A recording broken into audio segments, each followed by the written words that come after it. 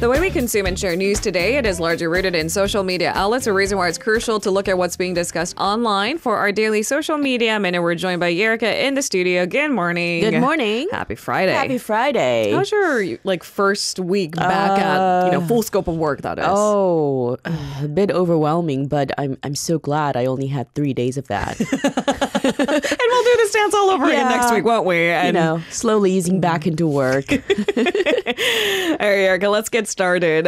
When a neighborhood gets a certain surge of demographics, an entire neighborhood can change, right? Adapt, maybe make better. And it seems like we might be getting our unofficial Chinatown in the city of Seoul. That's right. So there's been an influx of Chinese students, which has led to the whole commercial district around Kyung Hee University in Seoul sort of transforming into what many people are calling Chinatown of Seoul. Okay. According to the university's official data, it had the highest number of foreign students amongst Seoul's 36 universities last year. Totaling 4,439. Chinese students made up 69% of that number. Now, this increase has led to a surge in the number of businesses around the area that cater specifically to those students, Chinese students. Many shops hang signages written only in Chinese, which means those who don't understand the language or read Chinese characters have no idea what these businesses are offering.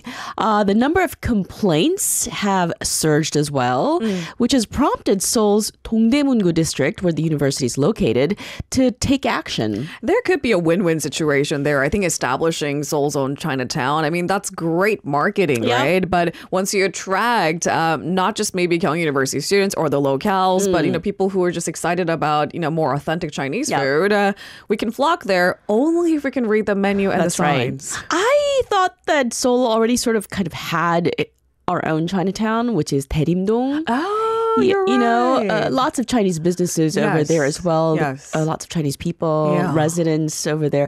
I remember, this was more than 10 years ago. I went to this maratang restaurant. This was way before maratang became popular here in Korea.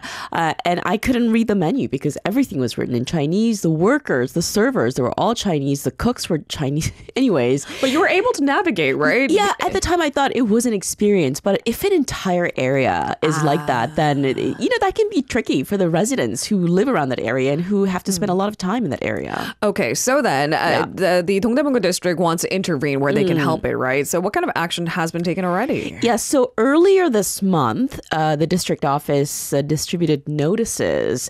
They're asking businesses to put a bilingual signage in the Hwaekidong area near the university, and they've begun cracking down on illegal foreign language signs. Okay, well, that invites an interesting question. Are foreign language signs illegal in South Korea? Because I can give you a long list of French names in my neighborhood that I cannot decipher. Right.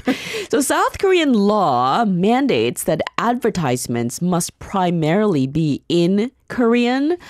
Foreign languages are allowed only under specific conditions like patented trademarks. They also have to include a Korean translation, apparently. I didn't know these laws existed, actually. Because looking around many neighborhoods in Korea, English is really commonplace. That's right. And decipherable English is also commonplace. Yeah. So is French, Italian, Spanish, you name it. That's right. Okay. So walking around Kyung Hee University, it's not hard at all to find signs written only in simplified Chinese characters. They cover everything from business names to restaurant menus.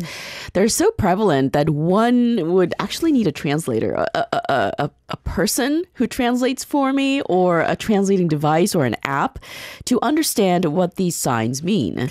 Like once in a while, this would just feel like an authentic experience, which sounds exciting, but every day could be a little bit frustrating, huh? Based on what you said, these are technically subject to legal action. Yes, from Chinese restaurants catering to local tastes, to Korean eateries, and even driving practice range that operates exclusively for Chinese speakers without Korean translations. They've all been caught, actually. I guess if I think about it, I mean, when I was growing up in California, and I wasn't in LA, I was in Northern California, so we didn't get the country's biggest K-town. But we had these streets with, more Korean vendors. And the idea was you had to have the local language too, so that everyone felt welcomed.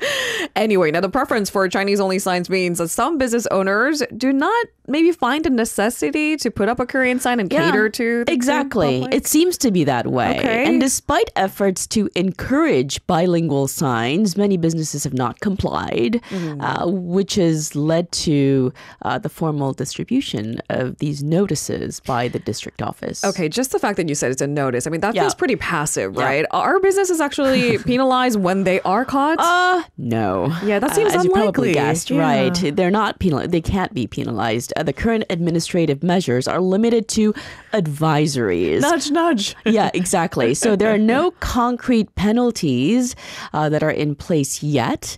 Now, the Chinese student population is increasing, and experts predict that the Chinese-centric commercial district zone around Peggy Station is likely to grow even further.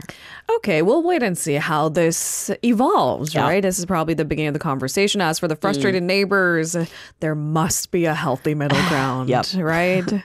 On to our second story today. Now, am I reading this right, Erica? South Korean scientists invent a new hybrid food by growing beef. Hear me carefully.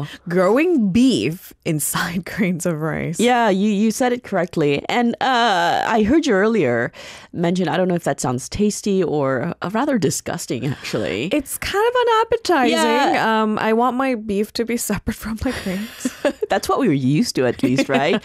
So anyways, the world's population is growing, and so is the strain on the environment. And not least among the stressors is food production.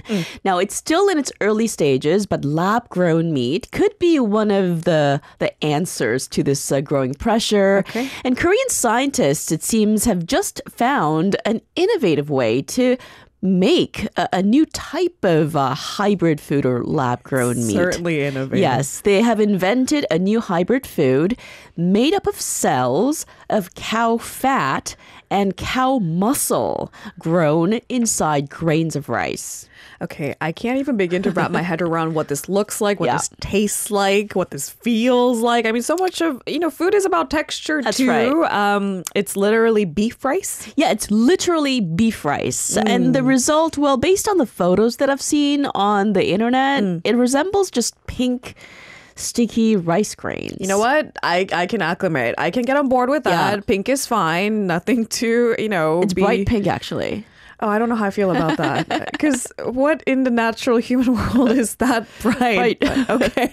Anyways, according to this team led by biomolecular engineer Park So-hyun of Yonsei University, the mashup is rich in nutrition, and it is a little labor intensive to produce at this point in time, but maybe one day could ease food pressure. Okay. Now, rice already has a pretty high level of nutrient content, but adding cells from livestock, or specifically cows in this case, can further boost the nutrient levels. So imagine obtaining all the nutrients we need from these cell-cultured protein rice. You know how, like, when we go on, like, picnics, we just need an easy fix, we make chumappa, right? Yeah. It's just like the ball of rice, whatever in between. Sure. You didn't need any other ingredient, would you? Yeah, you just need rice. Pink, sticky rice. Yes. Actually, that's not bad.